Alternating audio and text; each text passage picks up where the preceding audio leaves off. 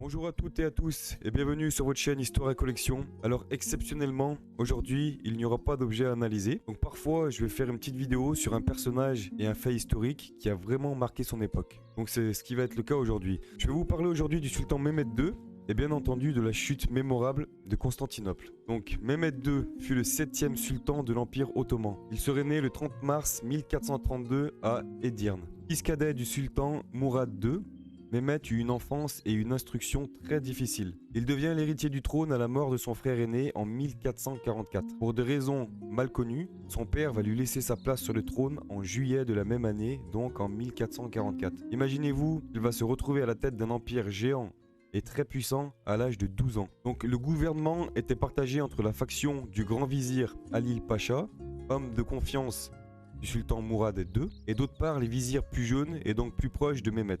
D'ailleurs, c'est le vizir Halil Pacha qui lancera une révolte en 1446 pour que Mourad II reprenne le trône. La cause de cela, en 1446, à l'âge de 14 ans, Mehmed II prend la décision d'attaquer l'Empire byzantin. Bien entendu, les anciens hommes de main de Mourad II savaient que c'était une folie, compte tenu que 23 armées avaient déjà essayé et chuté contre l'Empire byzantin, dont l'armée du sultan Mourad II. De ce fait, en 1446, Mourad II reprit le pouvoir jusqu'à sa mort en 1451. Mehmed II monte de nouveau sur le trône, et ce définitivement, le 18 février 1451, à l'âge de 19 ans. Ce qu'il faut savoir sur Mehmed II, c'est que malgré son jeune âge, c'était un stratège hors norme, autant d'un point de vue militaire que diplomate. Il était doté d'une très grande intelligence. D'ailleurs, la plupart des historiens disent que Mehmed II était un homme vigoureux et un chef militaire redoutable. Il était curieux de littérature, de beaux-arts, il écrivait des poèmes, composait des chansons, il s'intéressait à la philosophie, aux sciences et surtout à l'astronomie. Il parlait bien entendu le turc, mais aussi l'arabe, le persan, l'hébreu, le latin et le grec. Mehmed II va mourir le 3 mai 1481 et c'est son fils Bayezid qui va lui succéder. Donc maintenant, on va parler de la superbe victoire du sultan Mehmed II sur l'Empire byzantin, qui régnait sur le monde depuis 900 ans sans qu'aucune armée n'arrive à prendre Constantinople. Alors Constantinople qui est entourée par 26 km de murailles. C'est une vraie forteresse, c'est impénétrable. Mehmed II qui n'a alors que 21 ans quand il dirige son armée au pied des murailles de Constantinople en 1453. À ce moment-là, beaucoup de personnes de son entourage, notamment les anciens vizirs, critiquaient Mehmed II pour cette décision d'attaquer l'Empire byzantin. Pour eux, c'était une vraie folie. Donc avant de partir, Mehmed II fit appel à un ingénieur hongrois pour fabriquer de nouveaux canons gigantesques qui allaient jouer un rôle essentiel dans la prise de la ville. En 1453, Mehmed II assiège la ville et détruit tout ce qu'il y a aux environs et enferme donc la population byzantine entre ses murs. C'est là que le siège va commencer.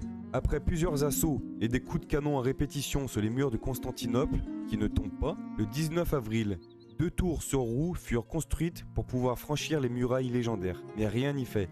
L'Empire ottoman n'avance pas et la bataille devient de plus en plus sanglante. À ce moment-là, l'armée turque commence à être touchée mentalement. Le seul point faible de Constantinople était ses murs d'enceinte, le long d'une berge.